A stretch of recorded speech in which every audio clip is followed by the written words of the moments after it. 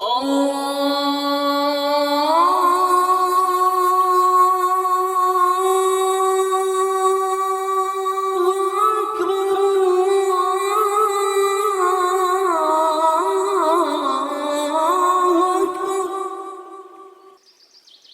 ایمان والو، جب جمعے کے دن نماز کے لیے پکارا جائے تو اللہ کے ذکر کی طرف لپکو اور خرید و فروخت چھوڑ دو، یہ تمہارے لیے بہتر ہے اگر تم سمجھو۔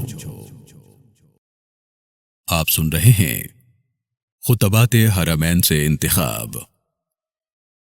خطبہ جمعہ، امام مسجد الحرام فضیلت الشیخ ڈاکٹر ماہر بن حمد المعائقلی حفظہ اللہ تعالی۔ عنوان: دین رحمت۔ تاریخ 8 ربیع الاول سن 1440 ہجری بمطابق 16 نومبر سن 2018۔ الحمدللہ، ہر طرح کی حمد و ثنا اللہ ہی کے لیے ہے۔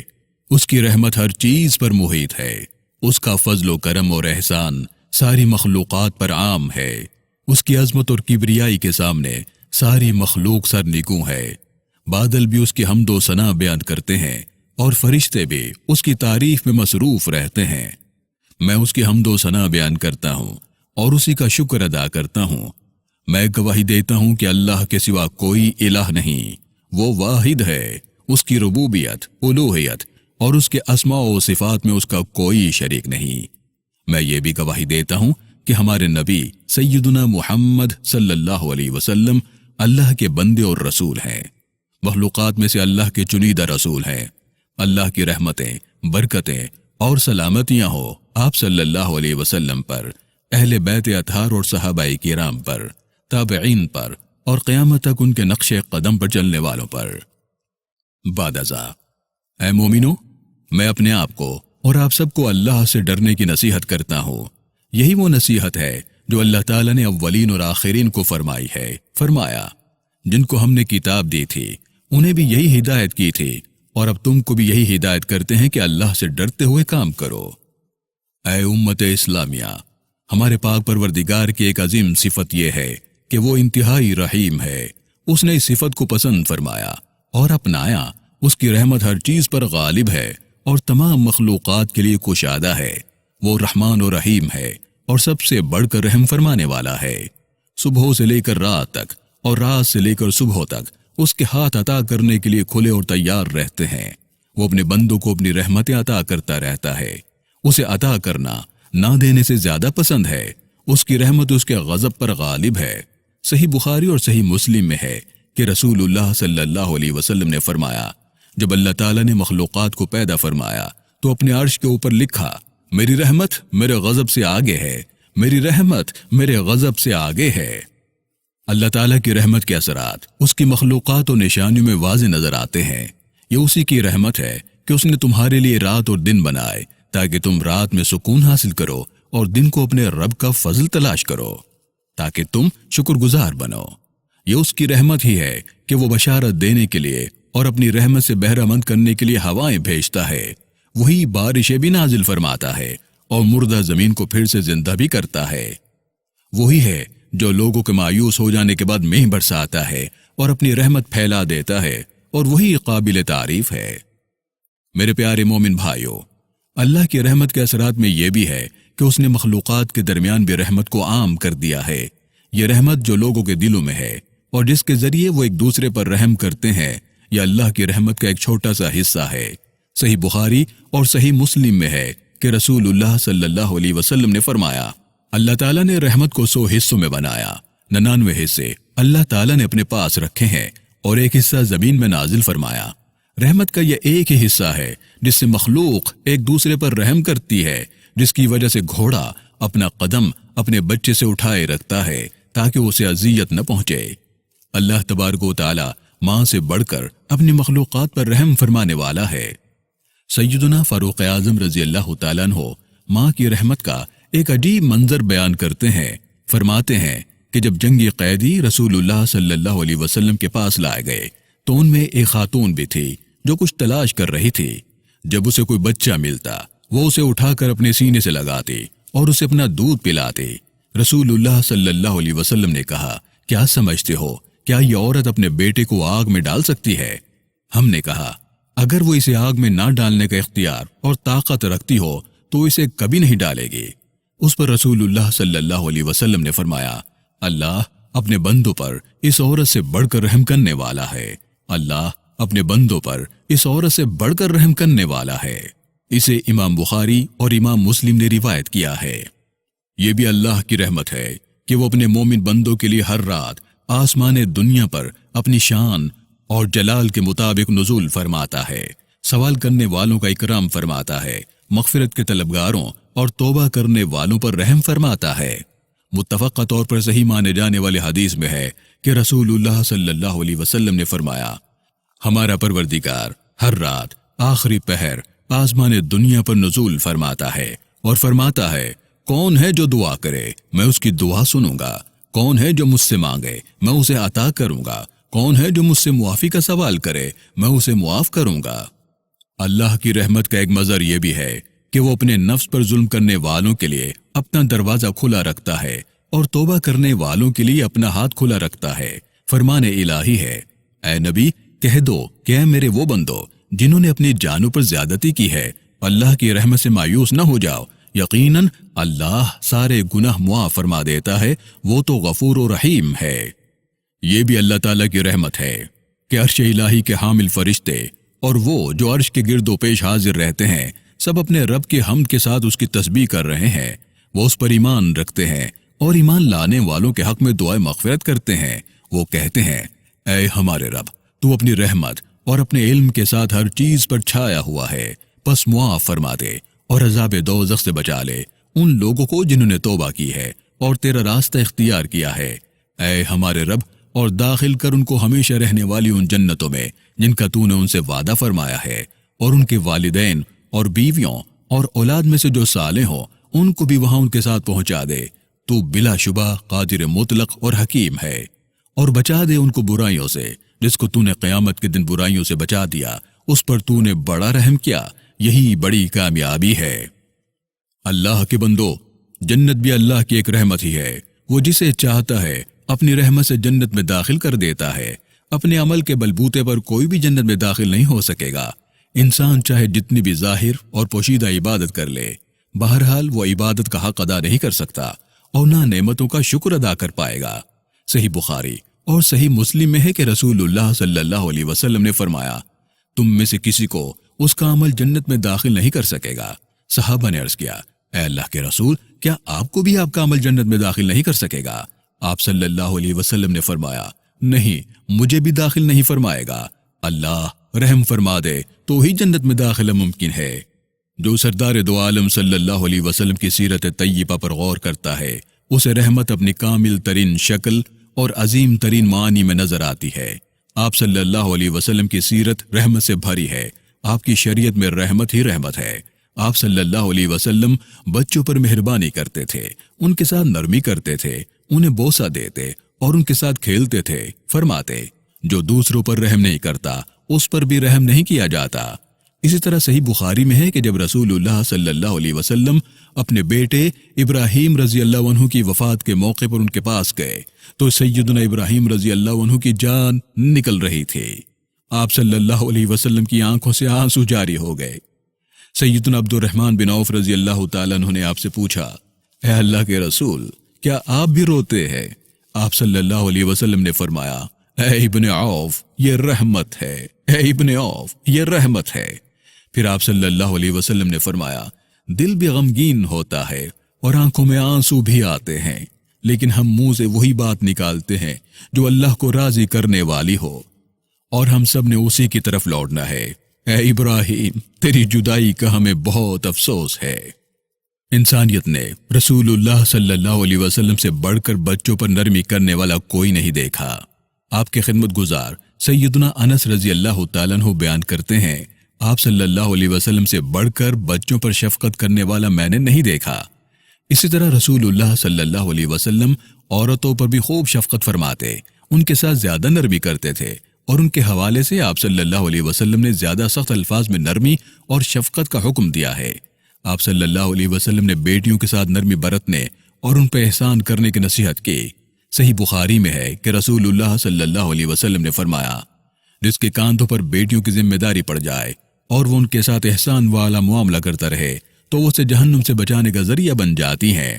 تو اللہ کے بندو، جو ذمہ داری اللہ تعالیٰ نے آپ کے کاندھوں پر ڈالی ہے اس کے حوالے سے اللہ سے ڈرو، اللہ سے ڈرو۔ سنن ترمذی میں صحیح سند کے ساتھ روایت ہے کہ رسول اللہ صلی اللہ علیہ وسلم نے فرمایا، تم میں بہترین وہ ہے جو اپنے گھر والوں کے ساتھ بہتر ہے، اور میں تم سے بڑھ کر اپنے گھر والوں کے ساتھ اچھا معاملہ کرنے والا ہوں۔ رسول اللہ صلی اللہ علیہ وسلم کمزوروں اور خادموں پر بہت شفقت فرماتے اور ان کا خوب خیال رکھتے، ڈرتے کہ کہیں ان پر ظلم نہ ہو جائے یا ان کے کوئی حق تلفی نہ ہو جائے۔ آپ صلی اللہ علیہ وسلم نے بتایا ہے کہ مسکینوں اور ضعیفوں کے ساتھ نرمی اور شفقت سے رزق میں کشادگی اور دشمنوں پر غلبہ حاصل ہوتا ہے۔ سنن ابی داؤد میں صحیح سند کے ساتھ روایت ہے کہ آپ صلی اللہ علیہ وسلم نے فرمایا، میری رضا اور خوشنودی کے طالب ہو تو ضعیف لوگوں کا خیال رکھو، میری رضا اور خوشنودی کے طالب ہو تو ضعیف لوگوں کا خیال رکھو، تمہیں رزق اور نصرت ضعیفوں کی وجہ سے ہی ملتی ہے۔ فتح مکہ کے موقع پر جب اللہ تعالیٰ نے رسول اکرم صلی اللہ علیہ وسلم کو عزت عطا فرمائی تو آپ صلی اللہ علیہ وسلم نے اپنے ان دشمنوں کے لیے بھی عام معافی کا اعلان فرمایا جنہوں نے آپ کو جلا وطن کیا تھا، آپ کے قتل کی سازش کی تھی، آپ کو اور آپ کے صحابہ کو اذیت دینے میں کوئی کسر نہ اٹھا رکھی تھی۔ تاہم آپ صلی اللہ علیہ وسلم نے برائی کے بدلے احسان کیا اور اذیت کے بدلے اچھا برتاؤ کیا۔ جب آپ صلی اللہ علیہ وسلم نے سیدنا سعد رضی اللہ عنہ کی بات سنی کہ آج ملحمہ یعنی گردنیں کاٹنے، جنگ اور خون ریزی کا دن ہے، تو آپ صلی اللہ علیہ وسلم نے واضح طور پر رحمت اور شفقت کا اعلان کرتے ہوئے فرمایا، آج رحمت کا دن ہے۔ اسی طرح آپ صلی اللہ علیہ وسلم نے چھوٹوں اور بڑوں پر رحم کیا، قریب اور دور کے لوگوں پر رحم کیا، دشمنوں اور دوستوں پر رحم کیا، بلکہ آپ کی رحمت تو جانوروں اور جمادات کے لیے بھی تھی۔ کوئی ایسا راستہ نہیں جو اللہ کی رحمت کی طرف لے جاتا ہو اور آپ صلی اللہ علیہ وسلم نے اسے واضح نہ فرمایا ہو اور اسے اپنانے کی ہدایت نہ کی ہو۔ کوئی ایسا راستہ بھی نہیں جو اللہ کی رحمت سے دور کرتا ہو اور آپ نے اسے منع نہ فرمایا ہو اور امت کو اسے خبردار نہ فرمایا ہو۔ آپ صلی اللہ علیہ وسلم کی ساری زندگی رحمت ہی رحمت تھی۔ جی ہاں، میرے رب کی قسم جس کے سوا کوئی الہ نہیں، میرے ماں باپ آپ پر قربان، آپ سراسر رحمت تھے۔ آپ کی شریعت رحمت ہے، آپ کی سیرت رحمت ہے، آپ کی سنت رحمت ہے۔ اللہ نے سچ فرمایا، اے محمد، ہم نے جو تم کو بھیجا ہے تو یہ دراصل دنیا والوں کے حق میں ہماری رحمت ہے۔ اللہ مجھے اور آپ کو قرآن و سنت میں برکت عطا فرمائے، ان میں آنے والی آیات اور دانائی کی باتوں سے فائدہ پہنچائے۔ میں اسی پر اکتفا کرتا ہوں، اپنے لیے اور آپ کے لیے اللہ سے معافی مانگتا ہوں، آپ بھی اسے سے معافی مانگو، یقیناً وہ بہت بخشنے والا اور معاف فرمانے والا ہے۔ دوسرا خطبہ۔ الحمدللہ، ہر طرح کی حمد و ثنا اللہ ہی کے لیے ہے، وہی پیدا فرمانے والا اور لوگوں کو پھر سے زندہ کرنے والا ہے، جو چاہتا ہے وہی کرتا ہے، اپنے مومن بندوں پر رحم فرماتا ہے۔ میں گواہی دیتا ہوں کہ اللہ کے سوا کوئی الہ نہیں، وہی حق اور واضح ہے۔ میں یہ بھی گواہی دیتا ہوں کہ محمد صلی اللہ علیہ وسلم اللہ کے بندے، رسول اور امام المتقین ہیں۔ اللہ کی رحمتیں، برکتیں اور سلامتیاں ہوں آپ صلی اللہ علیہ وسلم پر، اہل بیت اطہار اور صحابہ کرام پر۔ بعد ازاں، اے مومنو، دین اسلام نرمی، رحمت اور تمام لوگوں کے لیے سلامتی کا ضامن دین ہے۔ اس نے رحمت اپنانے کی تلقین کی ہے، رحمت کو ایمان کی تکمیل کا ذریعہ بنایا ہے۔ امام نسائی کی کتاب السنن الکبریٰ میں روایت ہے کہ رسول اللہ صلی اللہ علیہ وسلم نے فرمایا، اس ذات کی قسم جس کے قبضے میں میری جان ہے، تم اس وقت تک جنت میں نہیں جا سکتے جب تک ایک دوسرے پر رحم نہ کرو۔ لوگوں نے کہا کہ اللہ کے رسول، ہم سب رحم تو کرتے ہیں۔ آپ صلی اللہ علیہ وسلم نے فرمایا، میرا مطلب یہ نہیں کہ تم اپنے ساتھ تعلق رکھنے والے خاص لوگوں پر رحم کرو، بلکہ میرا مطلب یہ ہے کہ تمام لوگوں اور سارے انسانوں کے ساتھ مہربانی والا معاملہ کیا کرو۔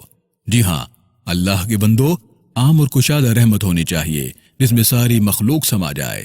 ایسی ہی رحمت الہی شامل حال ہونے کا سب سے بڑا ذریعہ ہے، اور اللہ معاف فرمائے، اس کی عدم موجودگی میں اللہ تعالیٰ کی رحمت سے محرومی کا سب سے بڑا سبب ہے۔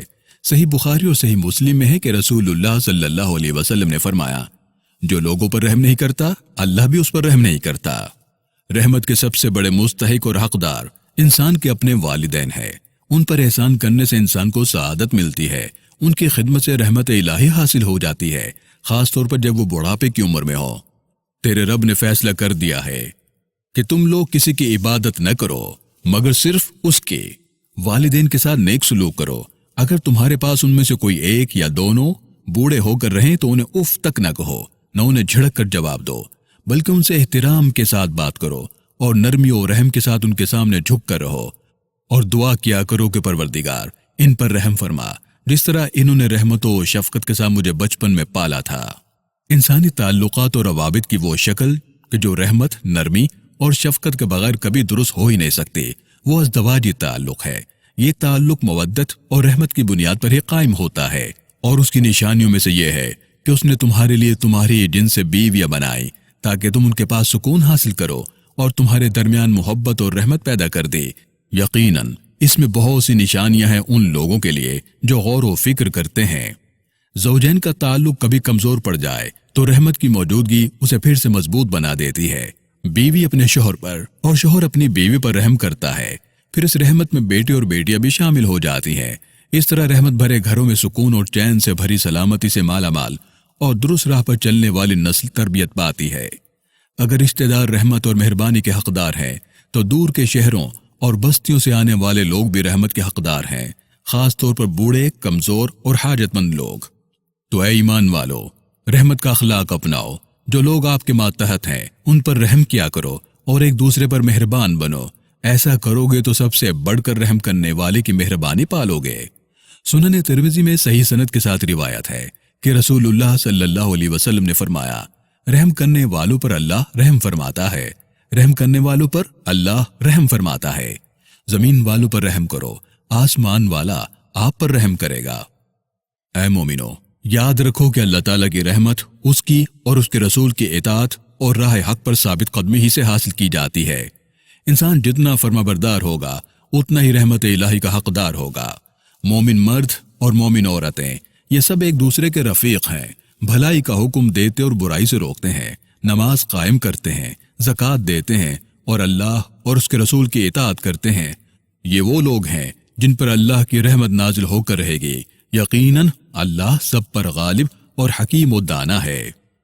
اے مومنو، اللہ تعالیٰ نے آپ کو ایک عظیم حکم دیا ہے جس کی ابتدا اس نے اپنے ذکر سے کی ہے۔ فرمایا، اللہ اور اس کے ملائکہ نبی صلی اللہ علیہ وسلم پر درود بھیجتے ہیں۔ اے لوگو جو ایمان لائے ہو، تم بھی ان پر درود و سلام بھیجو۔ اللہم صلی علی محمد وعلی آل محمد کما صلیت علی ابراہیم وعلی آل ابراہیم انک حمید مجید۔ اللہم بارک علی محمد وعلی آل محمد کما بارکت علی ابراہیم وعلی آل ابراہیم انک حمید مجید۔ اے اللہ، خلفائے راشدین ابو بکر و عمر، عثمان و علی، تمام صحابہ کرام اور تابعین اعظام اور قیامت تک ان کے نقش قدم پر چلنے والوں سے راضی ہو جا۔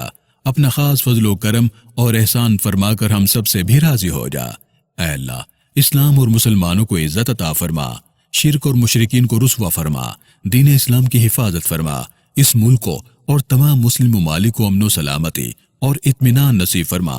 اے اللہ، ہم تیری رحمت کی پناہ چاہتے ہیں، ہمارے تمام معاملہ درست فرما دے اور ہمیں لمحے بھر کے لیے بھی اپنے حوالے نہ فرما۔ اے اللہ، پریشان حال مسلمانوں کی پریشانی دور فرما، مصیبت زدہ مسلمانوں کی مصیبتیں دور فرما، قرض داروں کے قرض ادا فرما اور ہمارے اور تمام مسلمانوں کے بیماروں کو شفا عطا فرما۔ اے سب سے بڑھ کر رحم فرمانے والے، ہم پر بھی رحم فرما۔ اے اللہ، تمام مسلمان حکمرانوں کو ان کاموں کی توفیق عطا فرما جن سے تو خوش اور راضی ہوتا ہے۔ اے اللہ، جو ہمارے ملک اور ہمارے امن و امان اور ہمارے محافظین کے خلاف چالے چلیں، اے رب ذوالجلال ان کی چالیں انہی پر لوٹا دے۔ اے اللہ، ہم تجھے ان کے سامنے کرتے ہیں، ان کے شر سے تیری پناہ میں آتے ہیں۔ اے اللہ، سرحدوں پر تعینات فوجیوں کی حفاظت فرما، اپنے دشمنوں پر غلبہ نصیب فرما، انہیں سلامتی اور نصرت عطا فرما، اپنی رحمت فرما۔ اے سب سے بڑھ کر رحم فرمانے والے، اے اللہ، زندہ اور مردہ مسلمان مردوں اور عورتوں، مومن مردوں اور عورتوں کو معاف فرما، اپنی رحمت فرما۔ اے سب سے بڑھ کر رحم فرمانے والے، پاک ہے تیرا رب ان تمام باتوں سے جو یہ لوگ بنا رہے ہیں، اور سلام ہے مرسلین پر، اور ساری تعریف اللہ رب العالمین ہی کے لیے ہے۔ آمین آمین یا ارحم الراحمین۔